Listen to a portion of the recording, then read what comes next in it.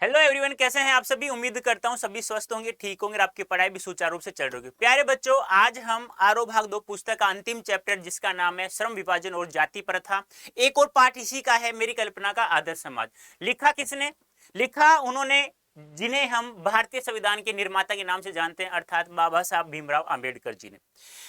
बाबा साहब भीमराव आम्बेडकर जी ने जाति पातिक तोड़ाबंद लाहौर में अध्यक्ष भाषण के रूप में एक भाषण तैयार किया था, जो जिसका नाम था एनिहिलेशन ऑफ कास्ट।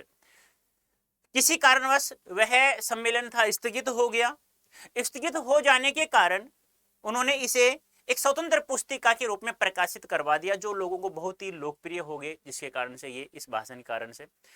तो फिर क्या हुआ, ललन सिंह यादव ने इसे हिंदी में जाति भेद के उच्छेद के नाम से 2 भागों में प्रकाशित करवा दिया।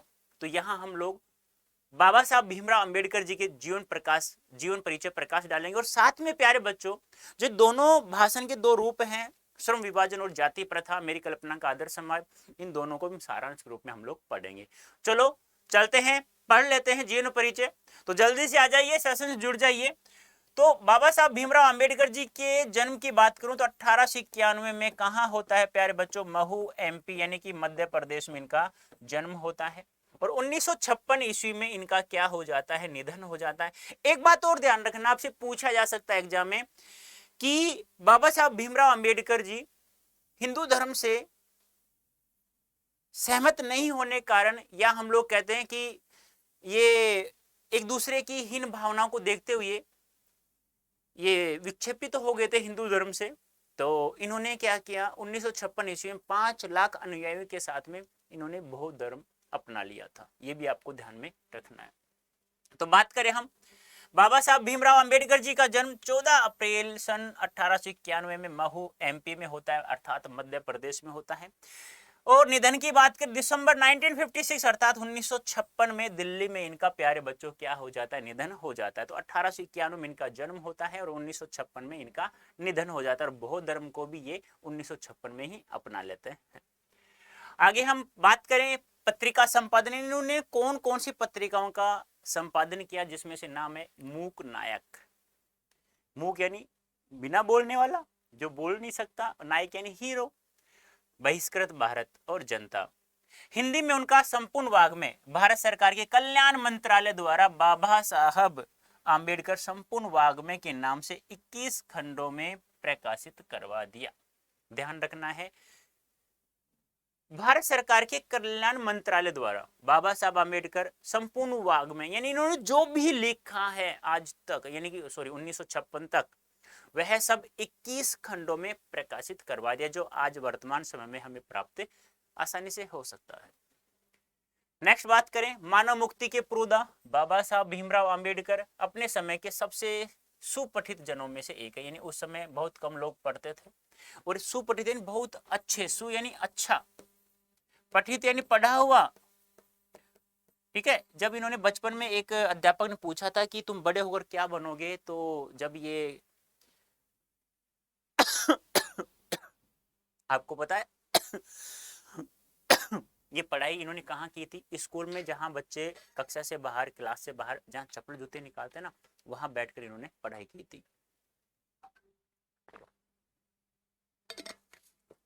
तो एक अध्यापक ने इनसे पूछा, इनको बुलाया कि आप पढ़ करके क्या बनोगे? तो उन्होंने कहा जो भी ये समस्याएं हैं, जाति प्रथा है, इन सबको मैं दूर करूंगा, बड़ा सारा वकील बनूंगा। तो ये बड़े वकील बनते ना, पूरा जीवन इन्होंने जो आजकल जात पात धर्म से संबंधित, मतलब ये जो भी बातें चल रही है ना, जिन्हें हम लोग कहते हैं कि ये नहीं चलनी चाहिए, ये देश के एक दीमक की तरह ये देश को खा रही हैं, तो इनको इन्होंने बहुत अच्छे ढंग से दूर किया। और साथ में इन्होंने ऐसे एक संविधान लिखा जो आज प्रचलित है, इसीलिए इन्हें भारतीय संविधान के निर्माता के नाम से भी जाना जाता है। प्रारंभिक शिक्षा के बाद बड़ौदा नरेश के प्रोत्साहन से उन्हें उच्चतर शिक्षा के लिए कहाँ गए? वो न्यूयॉर्क, अमेरिका गए, और वहां से फिर वो लंदन चले गए। तो देखो, पढ़ाई में बहुत अच्छे थे ये। तो बड़ौदा नरेश के कारण इन्हें छात्रवृत्ति प्राप्त हुई, जिसके कारण न्यूयॉर्क चले गए। उसके बाद ये लंदन में पढ़ाई करने के लिए चले गए। उन्होंने संस्कृत का धार्मिक, पौराणिक, पूरा वैदिक मांग में अनुवाद के जरिए पढ़ा और ऐतिहासिक, सामाजिक क्षेत्र में अनेक मौलिक स्थापनाएं प्रस्तुत की। यानी कि इन्होंने जितने भी संस्कृत में धार्मिक, पौराणिक, यानी वैदिक संस्कृत में लिखे गए थे, उनका इन्होंने जो भी अनुवाद प्राप्त हुआ, इन्हें प्राप्त हुआ कहीं से भी, तो उन सबको इन्होंने पढ़ा और जो जो अच्छे अच्छे नियम थे तो इन्होंने अच्छे अच्छे पढ़ा उनको, और उन्होंने फिर देश के ऊपर उन्होंने, यानी कि लोगों के सामने उन्हें पुटअप करने के लिए उन्हें अच्छे अच्छे ग्रंथ भी लिखे हैं, अच्छी अच्छी पुस्तकें भी लिखी है। सब मिलाकर वे इतिहास मीमांसक, विधिवेता, अर्थशास्त्री, समाजशास्त्री, शिक्षाविद तथा धर्म दर्शन के व्याख्याता बनकर उभरे। आजकल तो लोग एक विषय के व्याख्याता बन जाते हैं ना, तो ये अपने आप में बहुत बड़ी बात होती है। ये देखो, इतिहास मीमांसक, इतिहास के आलोचक, यानी कि कौन कौन अच्छी बातें, कौन कौन सी बुरी बातें हैं, उन सबको बुरी बुरी निकाल दिया, अच्छे अच्छे अपना लिया इन्होंने। विधिवेता, कानूनवेता, अर्थशास्त्री, समाजशास्त्री, शिक्षक, यानी सभी में ये लेक्चर, यानी कि इस व्याख्याता की उपाधि प्राप्त कर ली, बहुत अच्छा ज्ञान प्राप्त कर लिया। स्वदेश में कुछ समय उन्होंने वकालत भी की, यानी अपने स्व यहाँ उपसर्ग है और देश यहाँ मूल शब्द है, तो अपने देश में उन्होंने वकीलाई भी की, यानी वकालत भी की।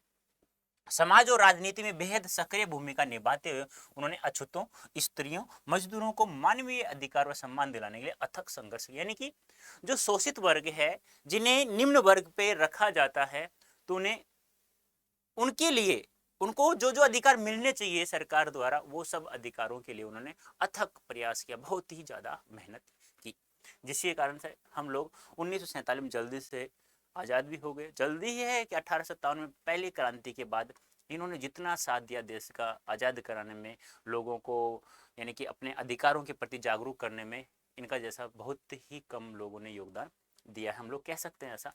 भारतीय संविधान निर्माताओं में से एक डॉक्टर भीमराव अंबेडकर आधुनिक भारतीय चिंतन में अत्यंत महत्वपूर्ण स्थान के अधिकारी हैं। मैं बता चुका हूं, बार बार कह रहा हूं। उन्होंने जीवन भर दलितों की मुक्ति व सामाजिक समता के लिए संघर्ष किया है और इन्होंने जीवन पर इन्हीं को मुक्त कराने में अपना जीवन पूरा गुजारा भी है। उनका पूरा लेखन इसी संघर्ष और सरोकार से जुड़ा हुआ है। स्वयं दलित जाति में जन्मे डॉक्टर अंबेडकर को बचपन से ही जाति आधारित उत्पीड़न, शोषण, अपमान से गुजरना पड़ा था। बताया ना कि उनको स्कूल में कहाँ बैठकर पढ़ाई करते थे, वो चप्पल जूतों, जहाँ चप्पल जूते निकालते हैं ना उच्च वर्ग के लोग, बच्चे, वहां बैठकर उन्होंने पढ़ाई की थी। इनकी माँ ने कहा कि बेटा तुम मत जाओ स्कूल में। उन्होंने कहा कि माँ चिंता मत करो, मैं वहीं बैठ करके पढ़ूंगा और एक बड़ा इंसान बन करके दिखाऊंगा, जिस पर तुम, आप पर और मुझ पर भी लोग क्या करेंगे, गर्व करेंगे और ये कहेंगे देख अंबेडकर की माँ जा रही है। तो वही बात है प्यारे बच्चों, आपको भी ईमानदारी से पढ़ाई करना है, लक्ष्य एक होना चाहिए, उद्देश्य होना चाहिए। अब की बार हमने कहा कि 100 में से 100 नंबर लेना है हिंदी में, तुम कहते हो सर हिंदी में तो ऐसा हो ही नहीं सकता। अरे क्यों नहीं हो सकता, अभी मैं दिलवाऊंगा ना, मैं जितने भी सेशन ले रहा हूँ वो सब आप पढ़े तो सही, जितने क्वेश्चंस की मैं प्रैक्टिस करा रहा हूँ पढ़ो तो सही, फिर देखते हैं क्यों नहीं आते आप लोग। इसलिए विद्यालय के दिनों में जब एक अध्यापक ने उनसे पूछा कि तुम पढ़ लिख कर क्या बनोगे, तो बालक भीमराव ने जवाब दिया, मैं पढ़ लिख कर वकील बनूंगा, अछूतों के लिए नया कानून बनाऊंगा और छुआछूत को खत्म करूंगा। और इन्होंने आर्टिकल 17, संविधान के आर्टिकल 17 के अकॉर्डिंग इन्होंने छुआछूत का अंत भी कर दिया। डॉक्टर आंबेडकर ने अपना पूरा जीवन इसी संकल्प के पीछे झोंक दिया। इसके लिए उन्होंने जमकर पढ़ाई भी की, मेहनत भी की है। व्यापक अध्ययन एवं चिंतन मनन के बल पर उन्होंने हिंदुस्तान का स्वाधीनता संग्राम में एक नई अंतर्वस्तु भरने का भी काम किया है। वह यह था कि दास्ता यानी गुलामी का सबसे व्यापक गहन रूप से सामाजिक दास्ता है और उन्होंने उन्मूलन के बिना कोई भी स्वतंत्रता कुछ लोगों का विशेष अधिकार रहेगी, इसलिए अधूरी होगी। यानी कहने का तात्पर्य क्या है, आजकल मान लो किसी विधायक का कोई लड़का है तो उसका तो प्रत्येक कार्य बिल्कुल आसानी से हो जाता है, लेकिन कोई एक नॉर्मल इंसान है, गरीब व्यक्ति है, उसका काम, कोई भी काम है सरकार के द्वारा करवाना है तो वह धर धर भटकता रहता है और शायद 20 साल 10 साल 5 साल गुजर भी जाते हैं उसके। तो वो कहते हैं कि यह एक अधूरी स्वतंत्रता होगी। उनके चिंतन और वह रचनात्मकता के मुख्यतः 3 प्रेरक व्यक्ति रहे हैं, महात्मा बुद्ध, कबीरदास और ज्योतिबा फुले। यानी कि इन तीनों व्यक्तियों ने, इन तीनों महान विभूतियों ने जो भी लिखा, महात्मा बुद्ध ने, कबीरदास ने, ज्योतिबा फुले ने, इनका जिन्होंने भी लिखा है उनको सब अनुवाद के रूप में इन्होंने प्राप्त किया है और उनको पढ़ा है और अपने जीवन में भी उनको विचारों का प्रभाव पड़ा है और साथ में लोगों को भी इनके विचारों के बारे में इन्होंने बताया है। जातिवाद उत्पीड़न के कारण हिंदू समाज से मोह भंग होने के बाद वे बुद्ध समतावादी दर्शन में आश्वस्त हुए और 14 अक्टूबर 1956 को 5 लाख अनुयायियों के साथ में बौद्ध मतानुयायी बन गए। यानी कि हिंदू समाज से, हिंदू धर्म से इनका मोह भंग हो गया था और 14 अक्टूबर 1956 को ये बौद्ध मतानुयायी बन गए थे, बौद्ध धर्म इन्होंने अपना लिया था और दिसंबर 1956 में इनका निधन भी हो गया था। भारतीय संविधान निर्माण में उनकी महत्वपूर्ण भूमिका रही।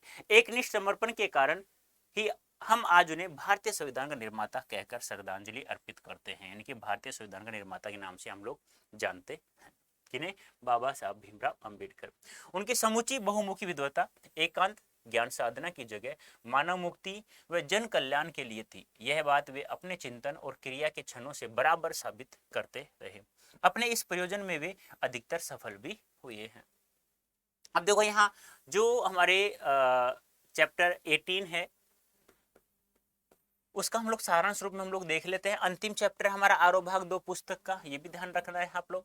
यहाँ प्रस्तुत पाठ अंबेडकर के विख्यात भाषण एनिहिलेशन ऑफ कास्ट 1936 के लल्लई सिंह यादव द्वारा हिंदी रूपांतरण जाति भेद के उच्छेद के 2 प्रकरणों में इन्होंने विभाजित कर दिया है। यानी कि इन्होंने 1936 में एनिहिलेशन ऑफ कास्ट नाम से एक भाषण लिखा जो जाति पाति तोड़क मंडल लाहौर में एक अध्यक्ष भाषण के रूप में इन्होंने अपने तैयार किया था। किसी कारण से वह सम्मेलन स्थगित हो गया और इन्होंने इस भाषण को एक स्वतंत्र पुस्तिका के रूप में क्या करवा दिया? प्रकाशित करवा दिया और लल्लई सिंह यादव ने जाति भेद के उच्छेद के नाम से 2 प्रकरणों में से विभाजित कर दिया।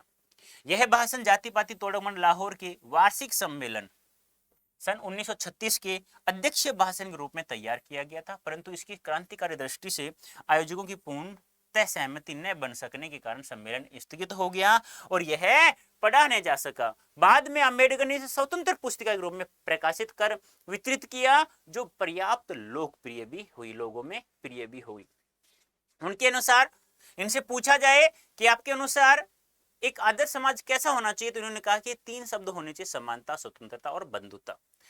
समानता, स्वतंत्रता, बंधुता, ये 3 तत्व आदर्श समाज के अनिवार्यतः होने चाहिए जिससे लोकतंत्र, सामूहिक जीवन व्या का एक सती तथा समाज के सम्मिलित अनुभवों के आदान प्रदान की प्रक्रिया के अर्थ तक भी पहुंचे। यानी इन्होंने कहा, इनसे पूछा गया कि आपकी नजर में एक आदर्श समाज कैसा होना चाहिए, तो उन्होंने कहा ये 3 तत्व जिस समाज में है, समानता, स्वतंत्रता और बंधुता, बंधुता यानी भाईचारा है, तो वही एक आदर्श समाज कहलाएगा।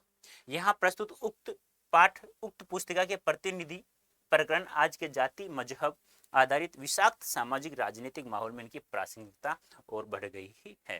तो यहाँ मुख्य रूप से आपको ध्यान रखना है कि यह भाषण कब तैयार किया गया? 1936 में। किस नाम से? Annihilation of caste. इसे का हिंदी अनुवाद किसने किया? लल्लई सिंह यादव ने। कितने भागों में? 2 भागों में, जाति भेद के उच्छेद के नाम से। ये बहुत ही मुख्य क्वेश्चन यहाँ बनते हैं।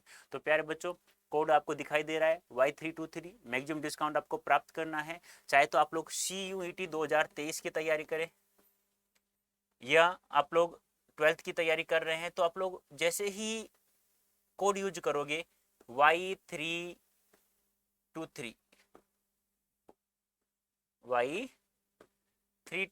कोड यूज करते हैं तो 12th क्लास में आपको डिस्काउंट प्राप्त हो जाएगा। और CUET के लिए आप लोग पेड बैच ज्वाइन करते हैं तो आपको Y551 कोड यूज करना होगा। ठीक है, डिस्काउंट प्राप्त करना है CUET के लिए Y551।